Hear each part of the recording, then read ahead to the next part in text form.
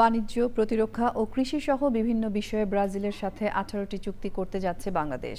দুদেশের মধ্যে বাণিজ্য বাড়ানো ও বাংলাদেশ থেকে জনশক্তি রপ্তানির পাশাপাশি গুরুত্ব দেওয়া হচ্ছে কৃষি ও ওষুধ শিল্পকে।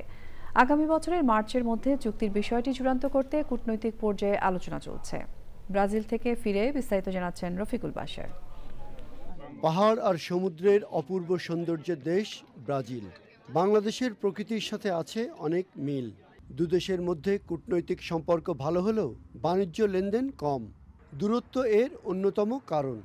বাণিজ্যে প্রতিযোগী দেশ না হওয়ায় ওষুধ তৈরি, পোশাকসহ বাংলাদেশ থেকে বিভিন্ন পণ্য রপ্তানির অপার সম্ভাবনা ব্রাজিলে। ব্রাজিলের সাথে বাণিজ্য সম্পর্ক বাড়াতে ইতিমধ্যে 12টি চুক্তি চূড়ান্ত পর্যায়ে রয়েছে। যোগ করা হচ্ছে আরও 6টি বিষয়। পেট্রোল ট্রেডের ক্ষেত্রে দুই পক্ষ যেটাকে আমরা ডাবল ট্যাক্সেশন, সেটা আমরা ছাড় দিতে যাচ্ছি। দ্বিতীয় হচ্ছে আমাদের ফার্মাসিউটিক্যালস প্রোডাক্টসের জন্য এখানে হাই টেরিফ ইম্পোজ করা হয়েছে। Hopefully once the agreement will be sign, that tariff will also be waive. প্রতিরক্ষা খাত এবং এয়ার এভিয়েশন খাতে আরও দুটো চুক্তি আমরা ফাইনালাইজ করেছি, ইম্পর্টেন্ট চুক্তি। আমাদের ফরেন সার্ভিস একাডেমির সাথে ব্রাজিলের ফরেন সার্ভিস একাডেমির একটা চুক্তি অলরেডি এটা হয়েছে এবং আবার রিনিউ আমরা করব। ব্রাজিলে নিযুক্ত বাংলাদেশের রাষ্ট্রদূত বলেন, বাংলাদেশ থেকে প্রচুর জনশক্তি রপ্তানিরও সুযোগ আছে।